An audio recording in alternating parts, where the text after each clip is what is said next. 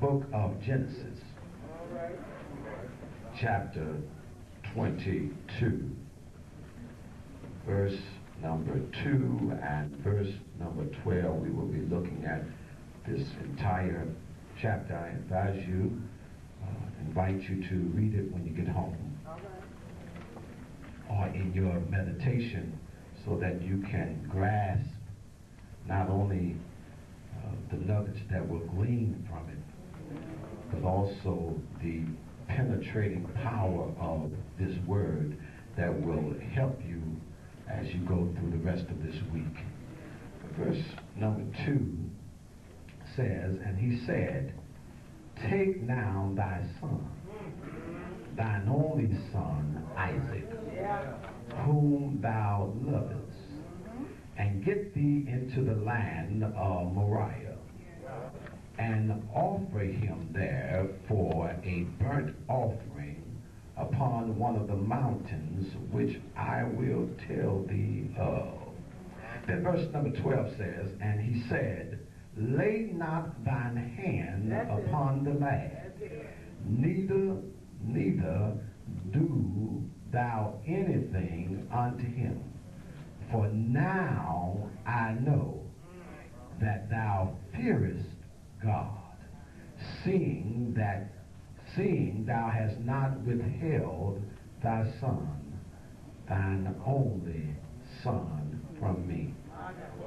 Listen to the words of Jehovah. He says, "For now I know that thou fearest God, seeing thou hast not withheld thine son from me." I want to preach to you tonight from the subject, when God can recognize your faith. When God can recognize your faith.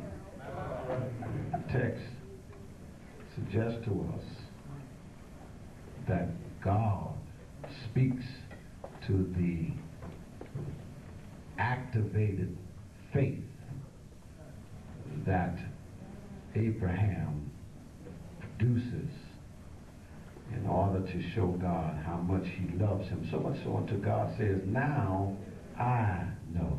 The Greek word for know is gnosko, which means that not only is there a knowledgeable understanding, but there is a knowledge that has been produced by experience.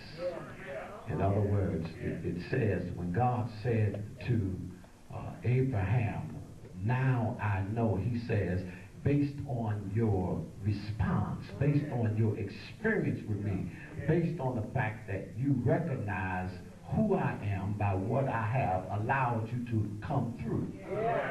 You all gonna help me tonight? He says, "Now I know that not only are you concerned about how I feel about you, but now I know that you fear me."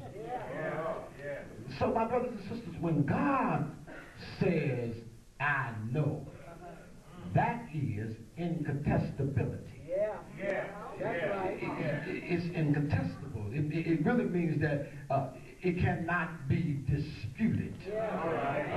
When God says, "Now I know," that means it is so clear that there can be no controversy about his decision.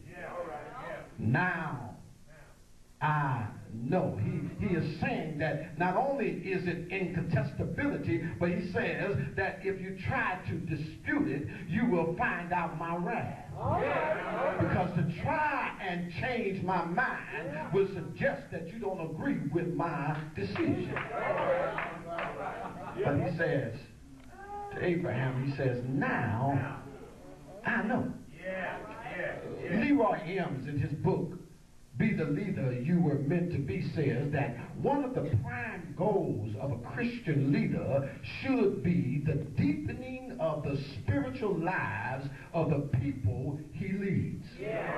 He further states that it is God's desire that every leader demonstrate a Christ-like quality in their everyday life that will make others see that their faith lies totally in Him. Yeah. Now, I know that since this is a week, Founders Week for Chicago Baptist Institute, and there are educators in here, I know that when we get to talking about faith and belief, I'm sure that all of us can come up with our ideology, all of us can come up with our bibliology about what faith is, because we remember in Hebrews 11 and 1 that it says, now then faith is the substance of things hoped for and the evidence of things not seen.